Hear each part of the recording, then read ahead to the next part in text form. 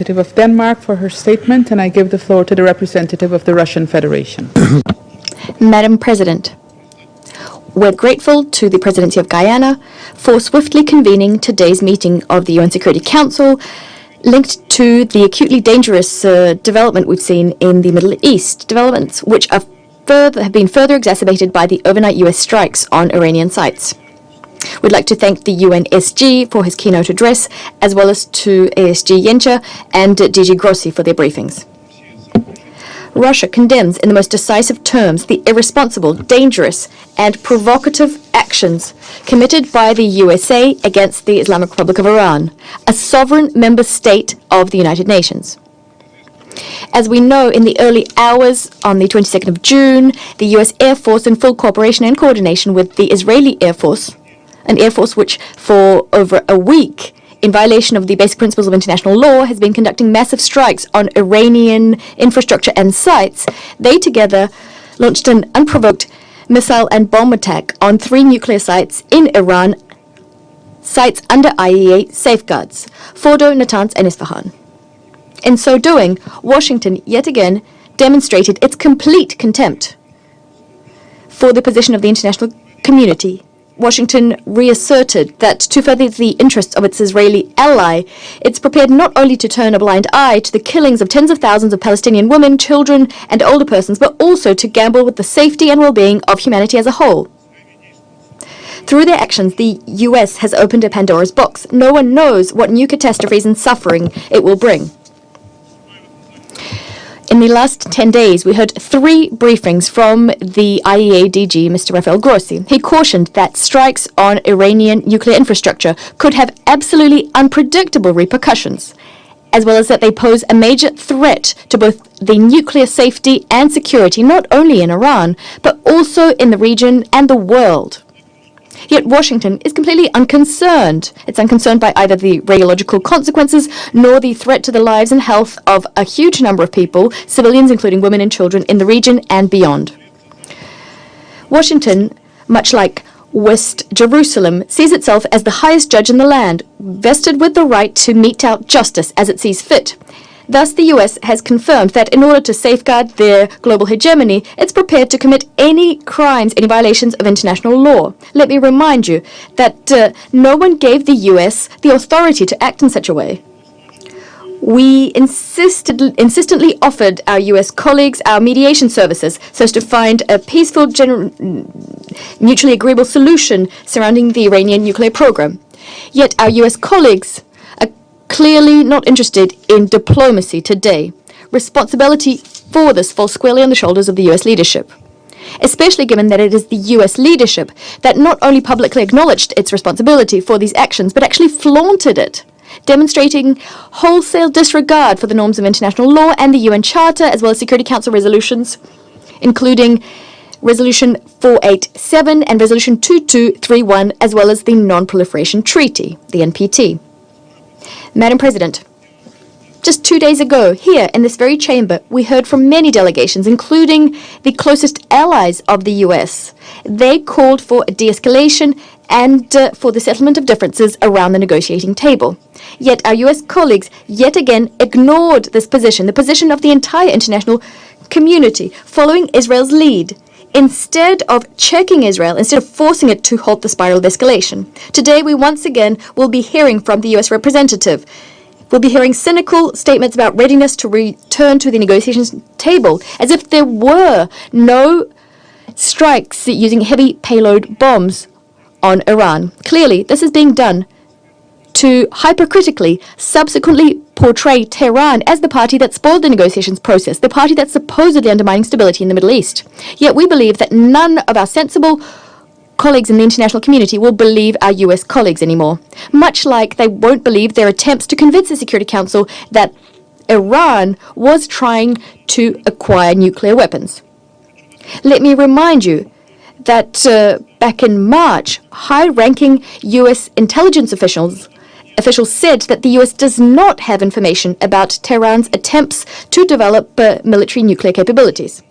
I imagine that many are getting a nagging sense of déjà vu today. Let me remind you that back in 2003, in this very chamber, the US Secretary of State POW waved around a test tube, justifying Washington's plans to invade the territory of another sovereign state, only to having waged decades of chaos onto its people to not find any WMDs there. Today's situation is no different in substance to the one we saw in 2003. Again, we're being asked to believe the US's fairy tales to once again inflict suffering on millions of people living in the Middle East. This cements our conviction that history has taught our US colleagues nothing. We regret that today some of you in this room didn't and cannot muster up the courage to call a spade and to condemn Washington's actions.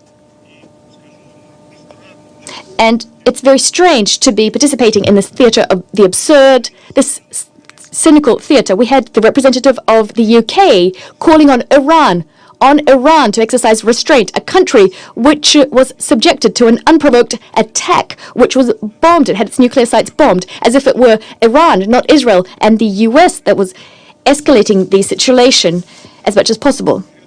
They're calling on Iran to exercise restraint. This is something other council members are doing. We've seen a lot of hypocrisy in this room, but this takes the biscuit.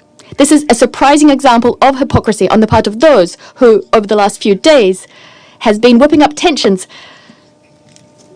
regarding Resolution 2231, which will soon expire. Madam President, throughout the last week, we witnessed a new, highly dangerous wave of escalation. Last night, the situation became wholly unprecedented in nature. The radiological repercussions of the US attacks remain to be assessed, and we're counting on the IAEA and its Director General to issue a clear-cut, professional and impartial analysis of the situation, including by presenting an objective report at the emergency session of the Board of Governors of the IAEA. Yet it's already clear that strikes on Iran's nuclear sites, including those conducted by one of the NPT's depositories, the US, that these attacks amount to a colossal attack on the global NPT regime, non-proliferation regime. They not only deal a blow to the authority of the IAEA, they also deal a blow to the entire system of inspections and control implemented by the agency. They also destroy the basis of the system of international cooperation, including de facto risking casting us back into the era of nuclear risks. Seemingly, this is what Washington and Western Jerusalem are seeking. The Russian Federation, as a responsible state and a permanent member of the Security Council, cannot abide such a scenario. We cannot support it. Iran, as per the NPT, has the right to develop its civilian nuclear program. Overnight, the US has de facto nullified years of diplomatic efforts aimed at ensuring compliance with this fundamental principle. Agreeing with the legality of US actions is tantamount to throwing out all of the international community's advances on this front. And since we talked about the importance of the NPT and the global non-proliferation regime today, I'd like to remind you that Israel has not yet acceded to the NPT. Thus, there cannot be a comprehensive IAEA inspections program vis-à-vis Israel. As for Iran, in keeping, I'd like to remind you that Israel has not acceded to the NPT, so no comprehensive IAEA inspections program vis-à-vis Israel is being implemented. As for Iran, Iran was and remains the most monitored IAEA state in the world. And instead of supporting Iran, we're getting bombardments of this country, including its civilians. This is a country, and this is being done by a country which has in principle refused to sign the NPT. This is an outrageous, cynical situation. It's very strange that the IAEA DG did not say a word about this, nor did he call on Israel to join the NPT, not once.